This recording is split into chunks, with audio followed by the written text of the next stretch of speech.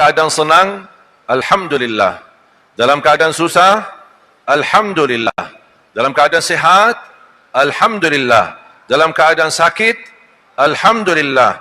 Dalam keadaan ditusuk, alhamdulillah. Ucapan alhamdulillah saat musibah jauh lebih indah dan kemuliaannya di sisi Allah. Karena kita masih berkenan memuji Allah walaupun yang datang dari Allah ujian. Beda ucapan alhamdu ketika senang sama ucapan alhamdu ketika lagi susah, lagi menderita, lagi sakit, lagi diuji, lagi tertekan. Di situ terlihat apakah masih berkenan memuji Allah atau tidak.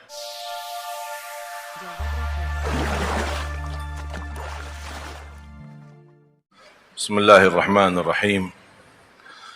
Assalamualaikum warahmatullahi wabarakatuh. Para kiai, para alim ulama, para habaib yang saya cintai, para tuan guru, pengurus masjid serta keluarga besar pengurus masjid, imam, muazzin, bilal, jamaah, bapa ibu, kaum muslimin, muslimat, mukminin, mukminat, semoga senantiasa dimuliakan dan diberkahi Allah Subhanahu wa taala. Alhamdulillah wa syukrillah. Kita selalu belajar untuk mengucapkan alhamdulillah. Dalam keadaan senang, alhamdulillah. Dalam keadaan susah, alhamdulillah. Dalam keadaan sehat, alhamdulillah. Dalam keadaan sakit, alhamdulillah. Dalam keadaan ditusuk, alhamdulillah. Terus alhamdulillah. Tak ada penggantinya. Justru ucapan alhamdulillah saat musibah jauh lebih indah dan kemuliaannya di sisi Allah. Karena kita masih berkenan memuji Allah walaupun yang datang dari Allah ujian. Beda ucapan alhamdu ketika senang sama ucapan alhamdu ketika lagi susah, lagi menderita, lagi sakit, lagi diuji, lagi tertekan. Di situ terlihat apakah masih berkenan memuji Allah atau tidak. Makanya orang yang ditimpa musibah kemudian dia alhamdulillah, apa yang dijanjikan oleh Allah untuk hamba itu? Qala Allah lil malaikah ibnu li'abdi baitan fil jannah wa sammuhu baital hamd. Wahai malaikatku, bangunlah rumah di dalam surga untuk hamba itu yang suka mengucapkan alhamdulillah saat musibah. Kata Allah Subhanahu wa taala, bangunlah ke rumah dalam surga dan berikan nama rumah alhamdu. Ini hadiah khusus bagi orang yang mampu mengucapkan alhamdulillah. Inna lillahi wa inna ilaihi raji'un. Saya mendengar kalau kebiasaan di Indonesia, apalagi ada berita wafatnya fulan, wafatnya guru, wafatnya apa saja, bahkan bentuk tulisan. Tulisannya turut berduka cita, inna lillahi wa inna ilaihi raji'un. Alhamdulillah mana? Alhamdulillah mana? Yang duluan alhamdulillah, baru inna lillahi. Kenapa alhamdulillah sebelum inna lillah? Tunjukkan keridaanmu terhadap takdir. Tunjukkan keikhlasanmu terhadap ujian yang kita terima. Apapun berita yang kita dapat menduka kita, melukai hati kita, tetap kita berkenan ucapkan alhamdulillah. Saya ditelepon istri, anak jatuh, agak sedikit, tidak sampai batah, tapi keseliuk tangannya. Sampai dia nangis-nangis. Dia menceritakan kondisinya. Saya bilang, alhamdulillah. Kok alhamdulillah? Alhamdulillah. Semua tidak ada sesuatu yang terjadi di muka bumi pasti atas izin Allah. Tak mungkin terjadi sesuatu. Jangankan terjadi, ucapan pun atas izin Allah. Tak ada yang bisa bergerak dan tidak ada yang bisa menggerakkan apa-apa kalau belum diizinkan oleh Allah. Kita dan dunia dan segala isinya milik Allah. Jangan ada yang merasa diri hebat. Penguasa pun tidak bisa menggerakkan apa-apa kalau belum diizinkan oleh Allah. Makanya jemaah sekalian, ketika kita mendapatkan berita yang membuat kita sedih, yang membuat kita terluka hati, jangan lupa ucapkan Alhamdulillah. Karena makna ucapan Alhamdulillah ketika respon pertama, sikap pertama dan utama terhadap takdir yang diberikan oleh Allah. Sepertinya apa? Ya Allah, ini ujian darimu, Alhamdulillah. Ya Allah, ini takdir darimu, Alhamdulillah, saya masih berkenan memujimu. Berapapun ujianmu, Ya Allah, saya tidak akan melepaskan lidahku memujimu, Ya Allah. Karena ketika kita memuji Allah hanya di saat senang, saat dapat kelancaran, ada penghasilan proyek berjalan lancar, Alhamdulillah, biasa aja. Tak ada bunyinya, tak ada keindahannya, tidak ada tersentuh hatinya. Karena senang, lagi senang. Wajar kalau ucapkan Alhamdulillah. Apa kabar? Alhamdulillah. Sudah makan? Alhamdulillah. Tapi coba, lapar enggak? Lapar. Bisa enggak bilang Alhamdulillah? Enggak. Alhamdulillah. Alhamdulillah sakit. Alhamdulillah ini keadaan saya. Boleh sedih. Boleh meneteskan air mata terhadap musibah. Rasulullah pun menangis. Rasulullah pun sedih. Sampai Rasulullah SAW ketika wafat anaknya Ibrahim. Anak bayi masih 6 bulan. Apa kata Nabi Muhammad SAW? Innal qalba la yahzan wa innal ayna la tadma' wa firaqika ya Ibrahim la mahzunun wa la naqulu illa ma yurdi rabbana alhamdulillah inna lillahi wa inna ilaihi raji'un. Apa kata Rasulullah? Hati kami sedih, mata kami meneteskan air mata atas perpisahan dengan engkau wahai Ibrahim. Kami sangat merasa kesedihan, tetapi kami tidak mau mengucapkan selain apa yang diridai Allah subhanahu wa ta'ala. Alhamdulillah, inna lillah wa inna ilaihi raji'un. Kalau kita bisa belajar mengucapkan Alhamdulillah ketika musibah dan ujian, wallahi akan Allah ganti dengan ketenangan yang luar biasa. Tenang hatinya, tenang sikapnya, bahkan ucapannya baik. Tak mungkin orang yang tenang, ucapannya tidak baik. Pasti kalimatun tayyibah. Tapi kalau tidak tenang, gelisah, tidak terima kejadian, ngamuk, marah, emosi, bisa menjadi bermasalah besar. Bahkan bisa mengakibatkan yang lebih besar.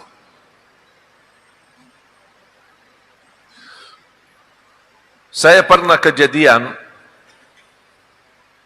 tapi Alhamdulillah saya bahagia karena Allah yang menganugerahkan. Semenjak saya belajar, membiasakan diri, ucapkan Alhamdulillah dalam musibah apapun. Apapun musibahnya. Tak pernah Alhamdulillah terlalai atau terlupa ucapan Alhamdulillah. 4 tahun lalu pernah hilang mobil saya, atau istilah lain dicuri mobil saya. Keluar habis subuh, mobil saya tidak ada di depan pesantren kami di Jakarta, dan pesantren kami di Jalan Raya di Kampung Melayu. Salat subuh keluar, mobil tidak ada. Saya berbaik sangka, mobilnya kemana? Mungkin ada yang bawa adik saya, atau penjaga, atau supir bawa kemana. Kenapa saya berbaik sangka? Saya tidak mau berburuk sangka. Berburuk sangka menimbulkan fikiran yang negatif. Satpam, penjaga, ada posisinya di depan mobil, malah tidur. Baru datang anak dari yayasan, dari dalam, dia turun dari lantai atas, baru dia kasih tahu, kayaknya mobilnya dicuri. Dari mana bisa tahu? Ada di layar, karena ada CCTV. CCTV ada, akhirnya ternampak di layar. Begitu saya sudah meyakini mobil saya atau dicuri mobil saya, alhamdulillah, inna lillahi wa inna ilaihi raji'un. Alhamdulillah, inna lillahi wa inna ilaihi raji'un. Allahumma akhluf li fi musibati, ajirni fi musibati wa akhluf li khairan minha. Ya Allah, sempurnakan pahala terhadap musibah yang saya hadapi dan ganti yang lebih baik. Begitu saya naik melihat di layar, ada 4 orang. Ambil, bongkar mobilnya, matikan sensornya dan bawa pergi. Sedangkan satpam tidur di depan mobil. Tidak, hampir 2 meter antara dia sama mobil. Tapi mungkin saking khusyuk dalam tidurnya, tidak terasa. Sambil ada seorang maling, dia mundar-mandir memperhatikan, terus jangan sambil bangun, tiba-tiba si satpam hilang. Sambil satpamnya datang minta maaf, saya bilang, bukan salah antum. Dan tidak ada salah siapa-siapa. Allah takdirkan, jangan melimbarkan karena takdir menyalahkan orang lain. Allah yang mentakdirkan, jangan kita melimbarkan kesalahan kepada siapa-siapa. Kita harus salahkan diri. Salah saya apa sama Allah? Dosa apa yang saya lakukan sambil Allah berikan ujian seperti ini? Itu yang membuat saya berfikir. Akhirnya saya berdoa, ya Allah, kalau memang orang maling ini, dia mengambil mobil saya ini, dan dia curi mobil saya, karena betul-betul lagi butuh, lagi ada perlu dirinya dan keluarganya, karena saking susahnya, ya Allah, cukupkanlah mobil saya untuk dia dan keluarganya. Saya ikhlaskan. Tapi ya Allah, kalau seandainya maling ini maling istiqamah,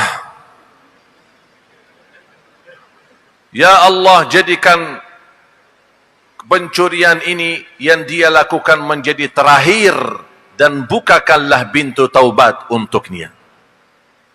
Itu doa saya. 2 minggu kemudian, gara-gara masuk rekaman ini, karena diambil dari CCTV, masuk ke YouTube, heboh di media. Semua wartawan pada datang. Sampai Polda Metro Jaya telefon, polisi semua telefon. Kok hilang mobilnya, kok tidak dilapor? Buat lapor apa? Melaporkan orang tidak merubah takdir. Sudah saya serahkan kepada Allah. Kalau sekarang Bapak sudah tahu, ya udah jalanin aja tugasnya. Dicari. Ditangkap orangnya. Ternyata mereka rombongan. Dan ternyata maling istiqomah. Bukti. 35 mobil berhasil dicuri. Dalam hanya 2 bulan. Ini istiqomah kan? Istiqomah. Katanya ketika ditahan sama polisi, tanya, mana mobil Syekh? Katanya jual. Uangnya mana? Saya sedekahin. Kenapa kok sedekahin? Begitu saya tahu ini mobil Syekh Ali Jabir, saya tidak berani pakai uangnya. Masya Allah, maling tapi saleh. Saya minta sama Metro Jaya, Kapolda, saya minta dipertemukan. Saya ketemu. Tambah di sosial media, kita berdua. Ada mereka berempat. Saya berbicara sampaikan. Saya tidak mau membahas yang sudah terjadi. Tapi saya berpesan kepadamu, mohon jadikan ini pelajaran. Dan mudah-mudahan Allah berikan hidayah dan Allah ampunimu. Saya harap kamu bertaubatlah. Karena apa yang kamu lakukan ini justru tidak menambah rizki, tapi justru menambah azab dari Allah. Mungkin bisa selamat dari azab di dunia atau hukum di dunia, tapi tidak akan bisa selamat dari hukum Allah di akhirat. Sampai dia peluk saya dan nangis-nangis minta maaf. Saya bilang jangan minta maaf sama saya. Minta maaf sama yang di atas, sama Allah. Kalau saya tidak ada urusan, saya tidak ada tuduhan apa-apa. Sama Allah. Kalau Allah sudah terima pemaafanmu, Allah terima permintaan maafmu, pasti diampuni. Berarti kamu harus usaha terus untuk meminta maaf sama Allah Subhanahu wa taala. Dan saya dapat berita, alhamdulillah, beliau alhamdulillah sudah betul-betul taubat. Ya, mudah-mudahan kita harus belajar meniru akhlak Nabi Muhammad sallallahu alaihi wasallam. Ada orang bertanya, iman Nabi Muhammad tidak pernah marah? Nabi Muhammad tidak pernah balas dendam? Nabi Muhammad tidak pernah melawan? Nabi Muhammad marah, tapi kalau urusan pribadinya tidak pernah marah. Apapun hal terkait urusan pribadi, dihina, dicaci maki, difitnah, dipanggil sahir, dipanggil tukang sihir, tukang ramal, tukang dukun, Rasul tidak pernah marah. Tapi kalau terkait hak Allah, hak Islam, hak Quran, Rasul paling marah. Wa kana sallallahu alaihi wasallam la yantasiru li nafsihi abada. Nabi Muhammad tidak pernah menguntungkan dirinya dalam kasus apapun. Kalau untuk urusan pribadi, justru dia mendepankan pemaaf dan mengikhlaskan. Sallallahu alaihi wasallam. Zaman ini, mohon maaf, krisis akhlak. Bukan krisis ekonomi, krisis akhlak. Kita sangat membutuhkan akhlak Nabi Muhammad sallallahu alaihi wasallam. Cuba kembali kepada sejarah dan sirah. 13 tahun, bahkan sebelumnya 40 tahun Rasulullah SAW lahir besar di kota Makkah. Habis sebelum jadi Nabi, mendapatkan gelar panggilan di tengah masyarakat Makkah, As-Sadiqul Amin, orang yang paling jujur dan amanah. Bahkan harta Quraisy, yang punya harta, dia tidak berani simpan di rumah.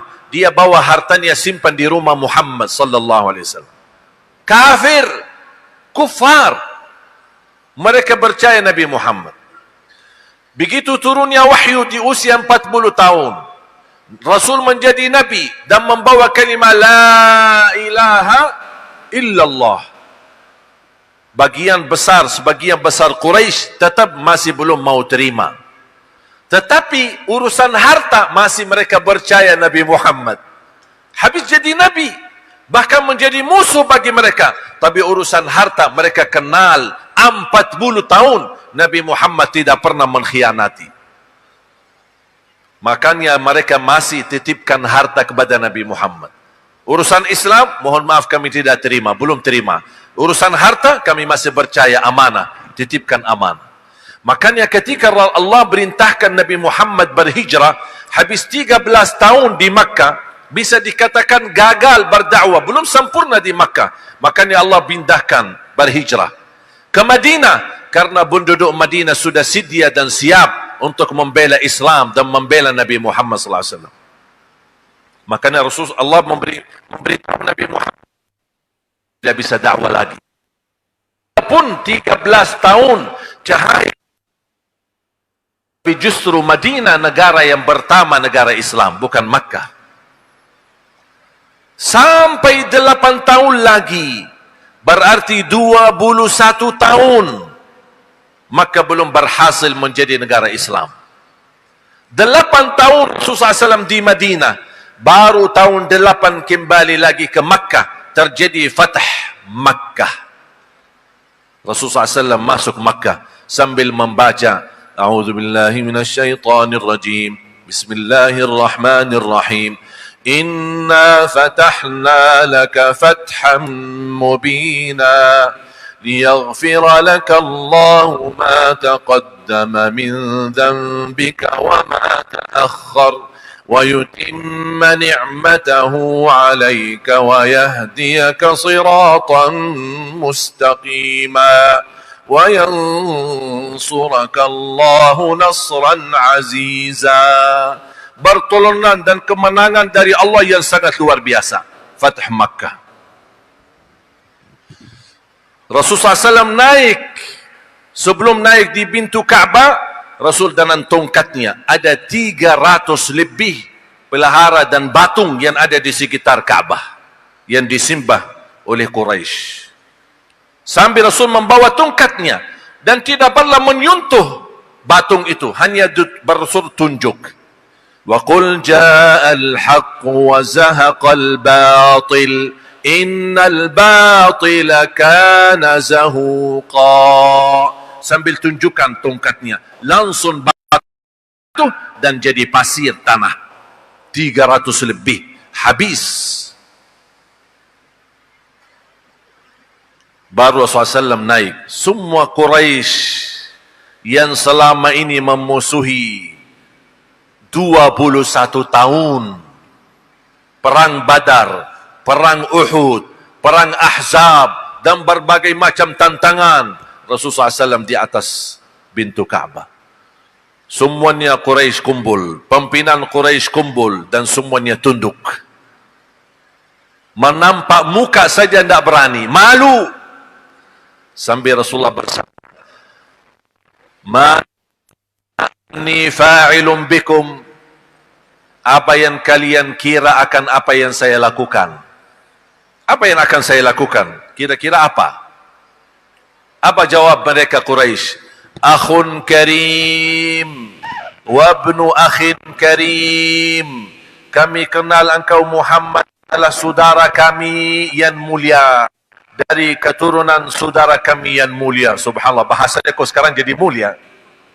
Kemarin tukang sihir, tukang ramal, penjahat, majnun, gila, macam-macam ucapannya. Sekarang kami kenal engkau ya Muhammad adalah saudara kami yang mulia, dari keluarga kami yang mulia. Oh, bahasanya berbeda.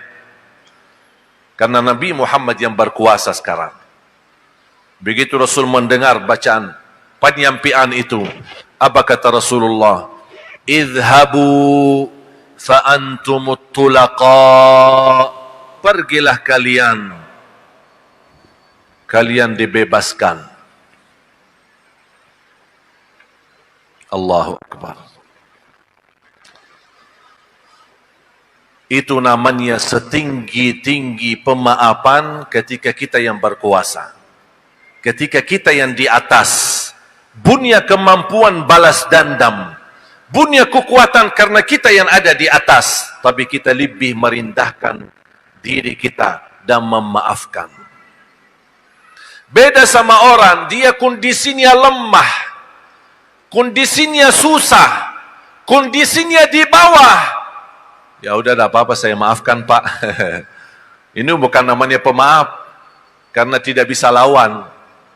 Lemah. Setinggi-tinggi pemaaf ketika kita di posisi kuat, bisa balas, bisa mengambil hak kita, tapi kita lebih justru memaafkan. Dan mohon maaf Bapak Ibu, hal ini tidak mudah.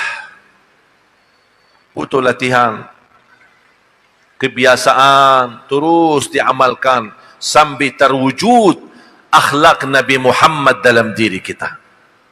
Sampai terwujud. Itu yang kami terapkan kepada semua santri-santri kami. Lebih utama daripada penghafal Al-Quran, berakhlak-akhlakul Quran. Dan kita buktikan melalui belajar Al-Quran, memperbaiki bacaan, menghafal Al-Quran, dan berakhlak-akhlakul Quran, dan mereka bukan pipitnya radikal.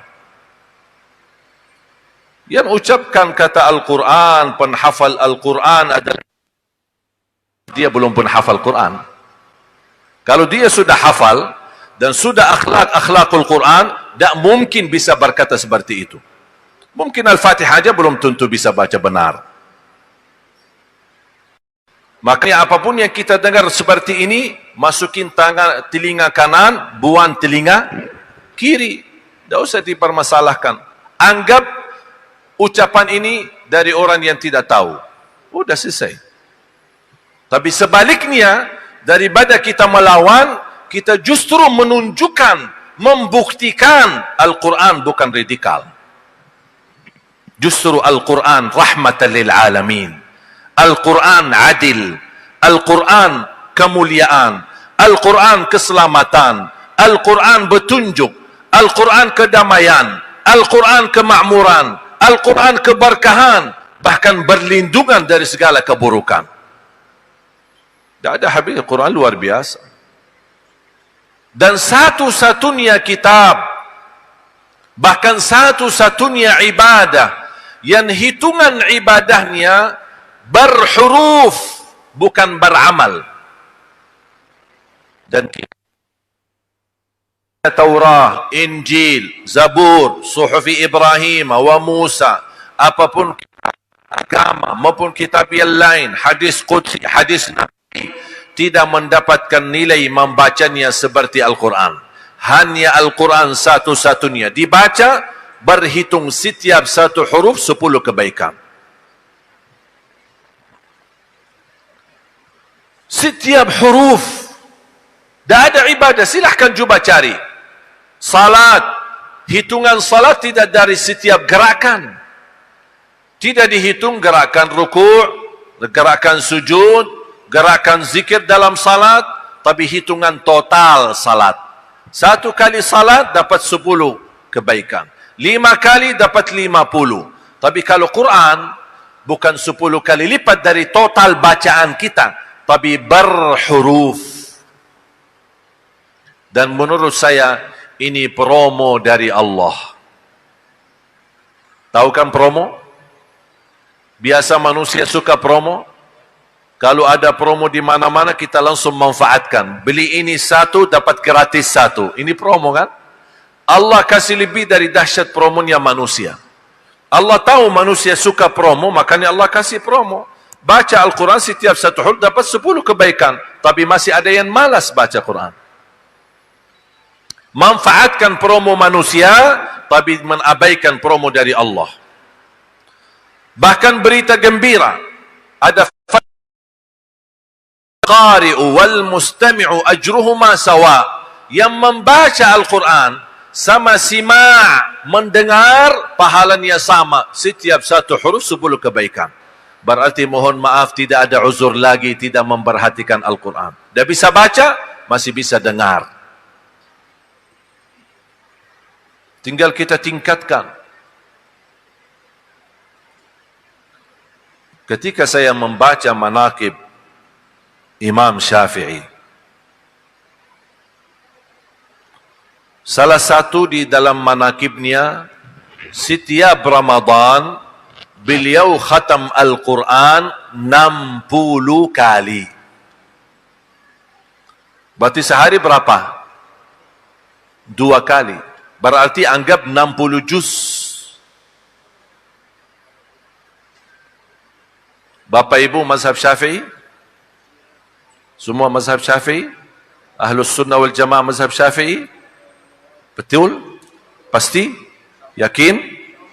Sudah berapa kali khatam? Hah? Sudah berapa kali khatam? Oh, mohon maaf Syekh, kami memang mazhab Syafi'i tapi fikih saja. Kalau amalan belum. Kalau amalan belum. Saya ketika belajar manaqib Syafi'i, saya ingat waktu itu di masa sekolah SMP. Waktu itu saya di sekolah SMP di Madinah, saya bersama teman-teman sekolah, pas di waktu libur, bulan Ramadan libur. Full libur, dari awal Ramadan sampai akhir. Kita pernah sepakat, ayo kita libur bertemuan di Masjid Nabawi. Kita bertemu di Masjid Nabawi.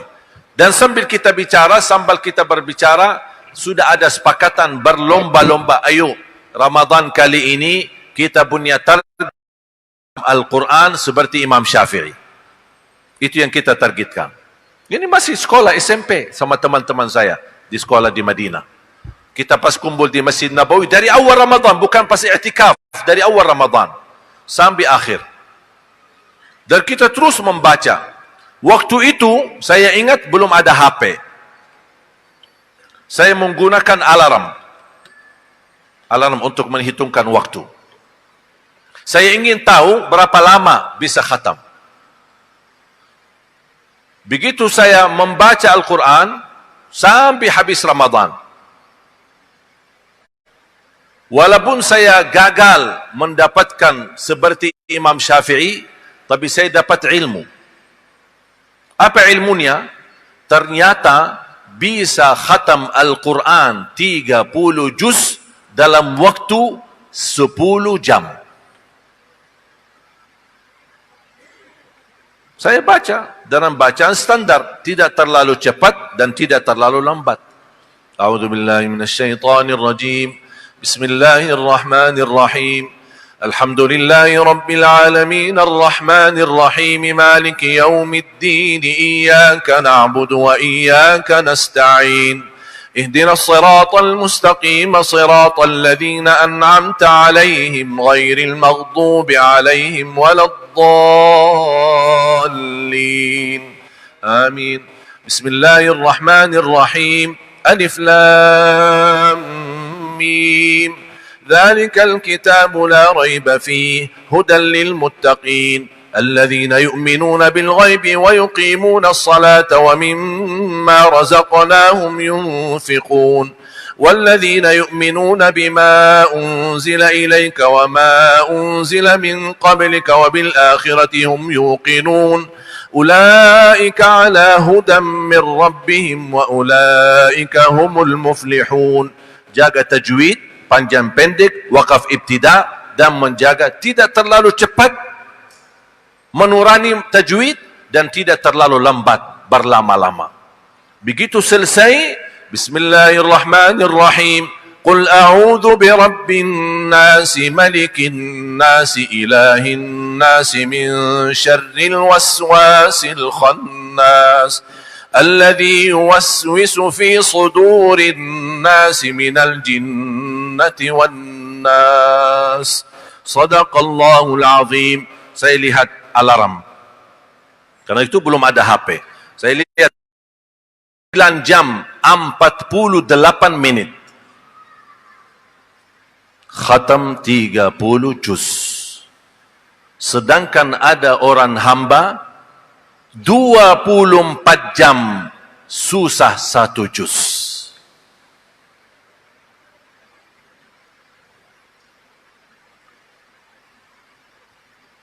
Ada seorang anak beserta hafiz Indonesia. Namanya Kaila. Kira-kira ingat? Kondisinya apa? Buta. Waktu dia datang ke acara Hafiz Indonesia, baru hafal kalau tidak salah 8 juz. Saya kemarin 17 Agustus, pas saya ada tugas isi acara doa untuk negeri di TVRI, saya bertemu dengan Kaila. Kaila, Masya Allah, Alhamdulillah bisa ketemu lagi. Sudah hafal, sudah sampai mana hafalannya? Alhamdulillah 30 juz. Buta. Tanya, mohon maaf Kaila, sehari memiliki wirid tersendiri. Wirid 1 juz boleh, setengah juz boleh. Yang penting wirid ini jangan ditinggalkan dalam kondisi apapun, walaupun sakit. Tidak boleh ditinggalkan wirid itu. Dah bisa baca, masih bisa dengar. Dan wirid kembali kepada kemampuan masing-masing. Ada yang bisa 5 juz, ada yang bisa 2 juz, ada yang bisa 1, ada yang bisa setengah, ada yang bisa 2 halaman. Terserah. Yang penting tuntukan wiridnya dan istiqomahkan. Dan saya sampaikan kepada Kaila, mohon maaf Kaila, sebenarnya kamu sudah punya uzur. Kalau kamu bilang aja sama Allah, ya Allah mohon maaf saya buta, dah bisa lihat Al-Quran, apalagi baca Quran, pasti Allah maafkan. Tahu enggak kira-kira jawabannya apa? Mohon maaf Syekh, saya malu sama Allah kalau menjadikan buta saya alasan tidak baca Quran. Mohon maaf alasan Bapak Ibu apa? Sibuk. Oh ya, sibuk. Urusan nafkah. Urus keluarga. Allahul musta'an. Wala hawla wala quwata illa billah.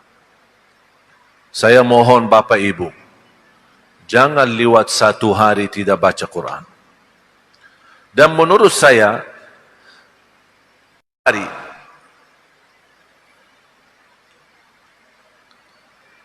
Kalau boleh saya kasih amalan, minimal, mohon, minimal, mulai harimu baca Quran, tutupi harimu dengan baca Quran. Itu sudah minimal. Kalau tidak ada target khatam, minimal mulai harimu baca Quran. Seberapa pun, tak apa-apa. 5 ayat, 10 ayat, 1 halaman. Saya belajar dari guru saya. Dimanapun saya masuk, masjid, musalla, pustakaan, sekolah, saya suka cari Quran. Buka Quran, baca 1 ayat, saya khatam, tutup. Masuk masjid di dalam perjalanan safari, mampir ke salah satu musalla, mau salat atau mau ambil wudu atau mau ke kamar mandi, saya tetap ambil Al-Quran. Buka 1 ayat, terus tutup. Kenapa? Kata guru saya, untuk berbanyak saksi Al-Quran di bumi untuk kita. Karena setiap ayat yang kita baca dari berbagai mushaf dan berbagai Quran di mana-mana, semuanya bakal jadi saksi untuk kita. Minimal mulai harimu baca Quran, tutupi harimu baca Quran. Sekali lagi, kalau tidak bisa baca, tolong tingkatkan simak, dengar. Kalau boleh saya usulkan, tutupi harimu dengan baca surat Tabarak Al-Mulk atau simak surat Tabarak Al-Mulk. Seandainya malam itu meninggal dunia, sudah dapat jaminan selamat dari siksa kubur. Ini bukan kata saya, tapi kata Rasulullah sallallahu alaihi wasallam. Selamat dari siksa kubur, cuma 30 ayat. Kalau saya baca dengan bacaan standar 4 sampai 5 menit selesai surat Tabarak. Tapi subhanallah, hadiah besar, selamat dari siksa kubur. Jadi di samping kita ajarkan dan kami terapkan metode Madinah sesuai apa yang saya belajari. Metode Madinah ada 5. Dan alhamdulillah kita terus memperjuangkan dan menjadi cita-cita. Cita saya semenjak saya berada di Indonesia.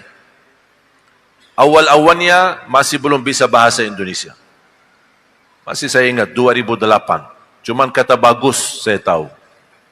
Ketemu orang bagus. Sudah makan bagus. Apa kabar bagus. Mau kemana bagus. Saya itu aja. Kata teman saya pokoknya semua jawab bagus saja. Saya tidak tahu orang bilang apa. Bagus. Sudah salat bagus. Habis itu saya pelajaran. Apa kabar bagus, mau kemana, aku cinta kepadamu. Walaupun belum tahu artinya. Ya sambil belajar. Saya tidak pernah ambil kursus bahasa Indonesia, tidak sekolah Indonesia, tidak belajar kamus bahasa Indonesia. Hanya bergaul, duduk bersama teman-teman, dengar kalimat-kalimat, terapkan. Awal-awalnya ketika saya terapkan, lucu-lucu katanya, tidak pas. Tidak apa-apa, diketawain, dibodohin. Saya selalu berdoa, ya Allah mohon berikan kepada aku bahasa Indonesia yang bisa difahami. Bapak Ibu faham enggak? Berarti Allah sudah kabul doa saya. Jangan terlalu bahasa tinggi atau bahasa terlalu lancar orang tidak faham. Sekarang banyak orang bahasa-bahasa tercampur. Bahasa Inggrisnya dalam bahasa Indonesia sama kadang-kadang, ini bahasa Indonesia itu apanya? Bingung kita. Sederhana. Apalagi semenjak saya belajar prinsip dan karakter orang Indonesia. Saya sudah hafal karakter orang Indonesia. Apalagi semenjak saya menjadi WNI, mendapatkan penghargaan dari Bapak Presiden, Bapak SB 2011, akhirnya saya ikut berusaha menjadi betul-betul Indonesia lahir batin. Sampai pas saya cek darah, dokternya pun kaget. Subhanallah, darahnya merah putih. Makanya saya terus terapkan. Dan salah satu yang saya hafal dari karakter orang Indonesia tidak suka ribet-ribet. Orang Indonesia tidak suka yang susah-susah. Orang Indonesia suka mudah diingat, mudah dihafal, mudah diamalkan, dan masuk surga. Itu orang Indonesia. Makanya itu yang selalu saya jaga dan terapkan dalam berdakwah. Selalu kasih bahasa yang sederhana. Bukan karena saya hebat. Wallahi, murni taufiq dari Allah. Bukan dari saya. Saya tidak bisa apa-apa. Setiap saya masuk ke masjid, mau berceramah, saya berdoa kepada Allah, ya Allah, anugerahkan hati saya dan lidah saya untuk menyampaikan yang terbaik, karena saya tidak bisa apa-apa. Hanya kepadamu aku tawakal. Saya duduk dan saya berbicara, apa yang saya sampaikan apa adanya. Dan alhamdulillah Allah memberikan anugerah taufiknya dan kelancarannya. Kami terapkan metode Madinah. Dan cita-cita saya memperjuangkan mencetak 1 juta penghafal Al-Quran untuk Indonesia. Dan alhamdulillah program ini sudah jalan, bukan mau jalan. Bahkan sudah terlahir ratusan penghafal Al-Quran. Memang angkanya besar, tapi saya percaya dan yakin, seberapapun besar angkanya, seberapapun jarak jauhnya, kalau kita berlangkah pasti akan sampai. Walaupun jarak dekat, tapi kita tidak pernah berlangkah, tidak bakal sampai. Itu yang saya percaya. Dan saya meyakini, selama bersama Al-Quran, wallahi akan Allah berikan pertolongan. Ini kalamullah, bukan kalam manusia. Bukan kalam yang kita buat. Ini kalamullah, kalam yang suci, kalam yang agung, kalam yang mulia. Kita bersama Al-Quran, wallahi dijamin kemuliaan di dunia dan di akhirat.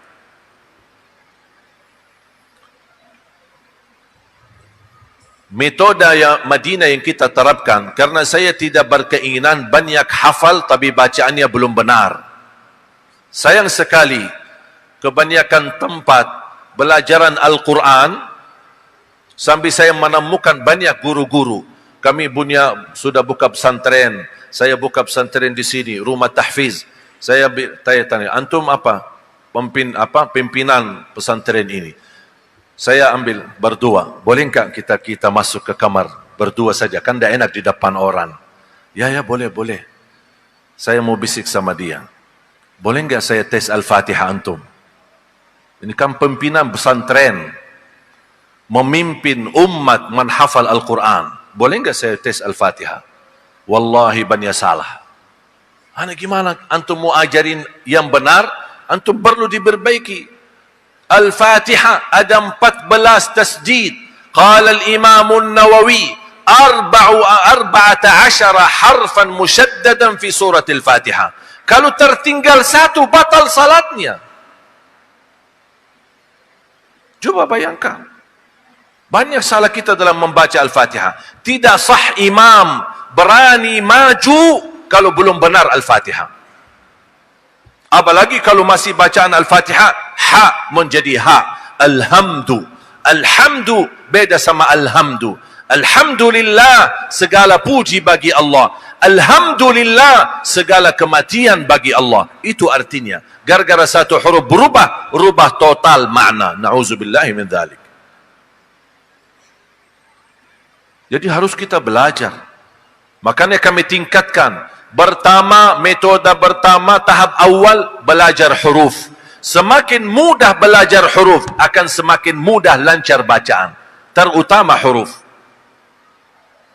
Kita kasih metode, makhrajul huruf, tempat pengeluarannya huruf. Sifat huruf. Yang ketiga, saut, suara daripada huruf. Setiap huruf punya suara.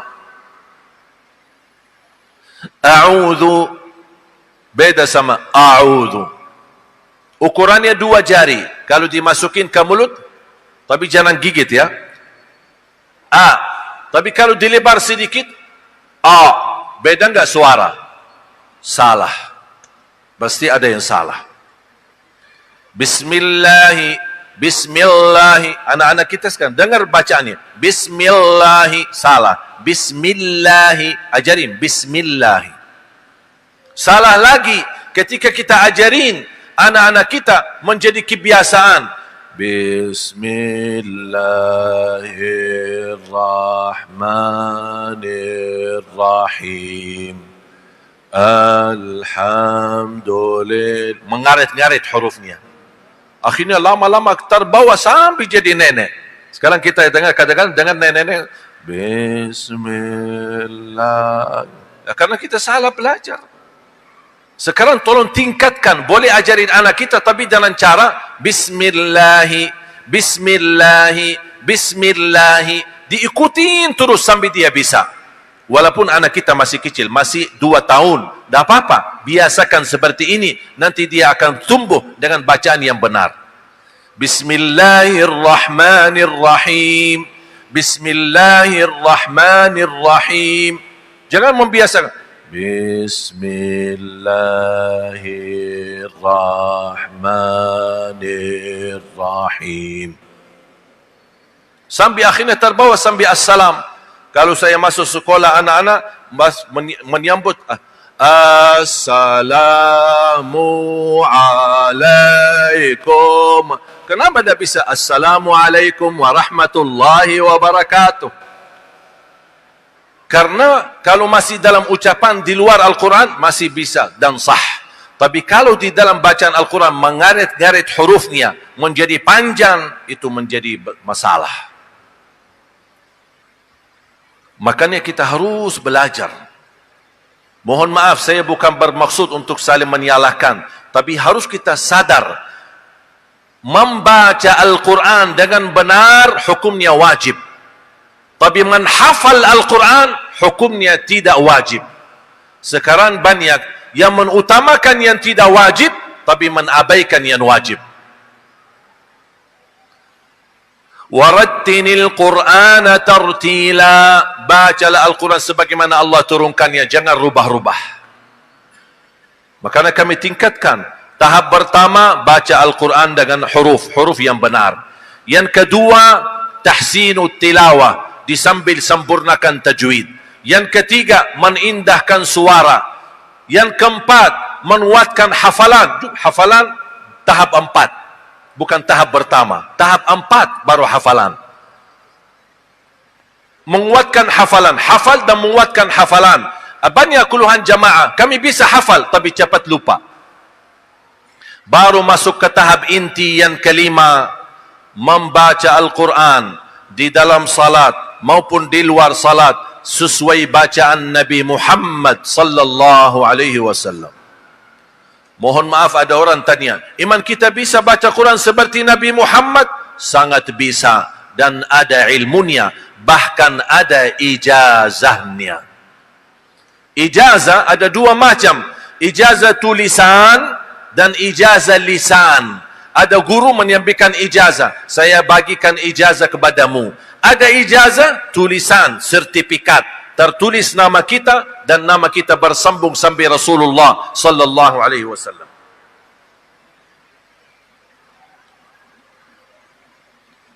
Kalau sudah bisa membaca Al-Quran sesuai bacaan Nabi Muhammad, dan ini bukan menjadi target hanya saja itu, tapi kami habis mereka khatam dan tamat hafal 30 juz, kami hadiahkan umrah. Sebenarnya tujuannya bukan umrah, tapi saya punya tujuan lain. Ketika mereka umrah, sekalian berkesempatan setor hafalan di hadapan imam besar Masjidul Haram dan Masjid Nabawi. Kenapa? Karena saya ingin bertujuan anak kita, orang Indonesia, sebagaimana bisa diakui di tanah air, saya ingin mereka juga diakui di tanah suci. Alhamdulillah, rata-rata yang kami kirim ke Madinah, mereka kembali ke tanah air, masing-masing membawa ijazah sertifikat yang langsung ditandatangan oleh pengurus Masjidul Haram dan Masjid Nabawi. Cita harapan saya, setiap masjid insya-Allah memiliki imam penghafal Al-Quran 30 juz yang kita bisa nikmati suasana Makkah dan Madinah walaupun belum berkesempatan ke Makkah dan Madinah. Saya tidak terlalu tertarik dengan indahnya suara sebagaimana bintingnya memperbaiki bacaan, itu yang terutama. Walaupun hafalannya sedikit, tapi bacaannya benar, itu jauh lebih bermanfaat, bahkan menjadi saksi baik dibanding hafalan banyak, tapi mohon maaf bacaannya masih belum benar. Lebih parah kalau bacaannya bisa merubah makna karena salah ucapkan hurufnya. Mohon doakan. Indonesia dikenal negara terbesar penduduk Islam. Tunggu, insya-Allah Indonesia menjadi negara terbesar para penghafal Al-Quran sedunia. Mohon maaf, saya datang dari Madinah bukan untuk jalan-jalan Bapak Ibu. Kalau mau bicara jalan-jalan dan kenikmatan ganteng keindahan, Madinah. Bicara tanah suci, Madinah. Mulia, Madinah. Cukup bagi kami di Madinah ada makam Nabi Muhammad sallallahu alaihi wasallam. Oleh karena itu, dengan tugas yang kami jalankan, dan saya harap 1 juta penghafal Al-Quran dan membangun 100 markaz mahir Quran yang menjadi wasilah melahirkan 1 juta penghafal Al-Quran, saya harap ini program bukan milik Ali Jabir, tapi saya harap menjadi milik kita bersama. Dan selalu saya berdoa, ya Allah, aku mohon jangan cabut nyawa saya sampai menjadi kenyataan 1 juta penghafal Al-Quran untuk negeri kita Indonesia tercinta. Itu selalu doa saya. Ketika saya dapat musibah ditusuk, saya tingkatkan lagi doanya. Ya Allah, jangan dulu ya Allah. Tak apa-apa ditusuk sampai berkali-kali, tapi jangan dulu mati ya Allah. Belum saya siap mati, bukan karena takut mati, tapi saya cita-cita itu. Kalau sudah terwujud, ya Allah, tak apa-apa, cabut nyawa saya. Sudah selesai tugas. Dan insya Allah bekerja keras, setengah mati, bahkan sampai mati, tidak akan ada hentinya memperjuangkan Al-Quran di Indonesia. Ada orang suka, terserah. Tidak suka, terserah juga. Karena saya tidak pernah berduli dengan nilai manusia. Yang saya berdulikan adalah nilai Allah. Apa Allah ridha, saya jalan. Allah tidak ridha, saya stop. Sudah. Makanya ketika Allah uji saya dengan musibah, tusukan itu, langsung malam itu, sampai panitia heran, sampai mereka menawarkan istirahat di hotel. Saya menjawab, mohon maaf, istirahat saya di surga, bukan di hotel. Kasih saya jalan. Keluar dari rumah sakit, langsung saya isi 2 acara malam itu. Tabligh akbar habis maghrib dan tabligh akbar habis isya. Dan besoknya lanjut lagi. Kembali ke Jakarta, alhamdulillah beraktivitas kembali. Dan saya bilang sama tim saya, langsung segera tunaikan safari dakwah. Saya tidak mau berlama-lama. Karena kita dalam berjuangan, dan berjuangan kita panjang. Dan barangkali perjuangan ini membuat banyak orang tidak suka. Musuh Islam bekerja keras, dan kita harus juga bekerja keras. Dan musuh Islam tidak pernah nyaman tidur sambil menghancurkan Islam. Kalau kita fikirannya positif, kami tidak perlu menghancurkan musuh, tapi kita membangkitkan Islam kita dan membangkitkan akhlak Al-Quran. Tak perlu kita fikirkan mereka. Kita fikirkan bagaimana kita membawa akhlakul Quran di tengah masyarakat kita. Bapak Ibu bisa jadi gagal menjadi penghafal Al-Quran, tapi saya mohon jangan gagalkan anakmu dan keluargamu menjadi penghafal Al-Quran.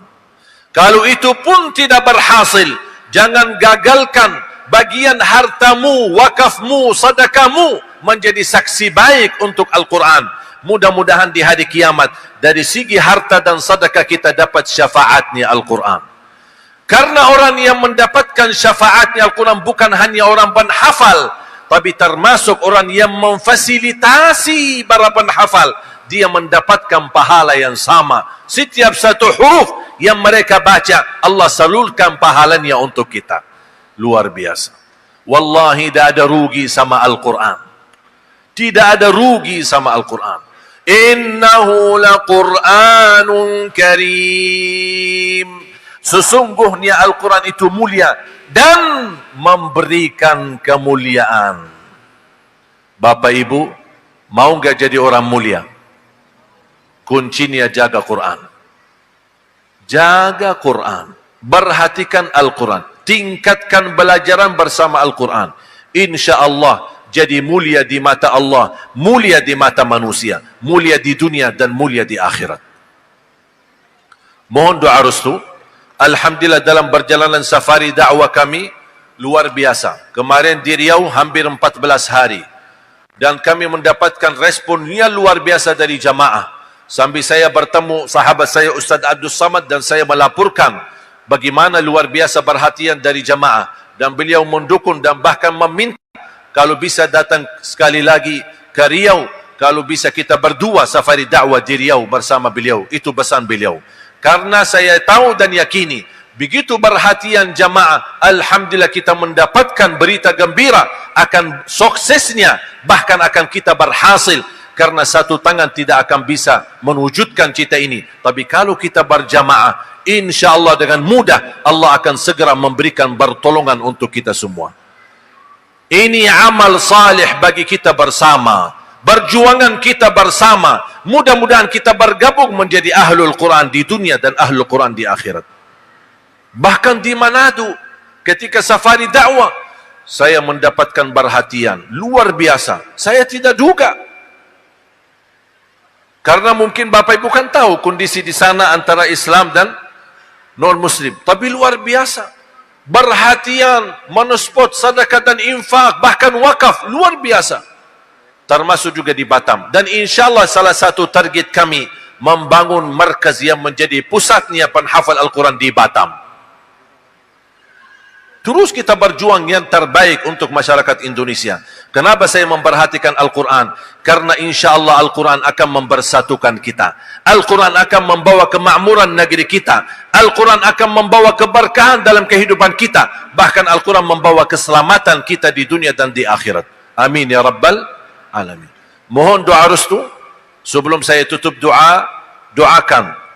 Mudah-mudahan kita terus berjuangan ini sampai Allah menjadikan kenyataan. Mudah-mudahan Bapak Ibu masih punya umur. Nanti apa yang saya sampaikan malam ini, insya-Allah Bapak Ibu akan bisa menyaksikan nanti di hari yang Allah tentukan. Kita terus bekerja dan saya yakin kekuatan yang kami dapat dari doa Bapak Ibu. Semua karena ini program bukan milik Ali Jabir, tapi saya harap menjadi milik kita bersama. Mohon doa restu. Saya titip doa.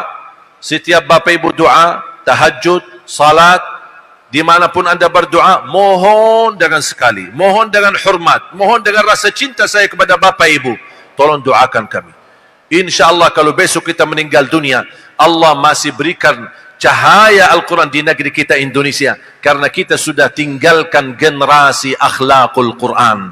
Bahkan kuburan kita menjadi taman dari taman surga, karena anak dan orang-orang yang kita fasilitasi, Allah salurkan pahala bacaan mereka. Sebelum saya tutup doa, saya serahkan kepada panitia. Nanti insyaAllah kita tutup doa bersama. Semoga insyaAllah kita semua mendapatkan kemuliaan di sisi Allah subhanahu wa ta'ala.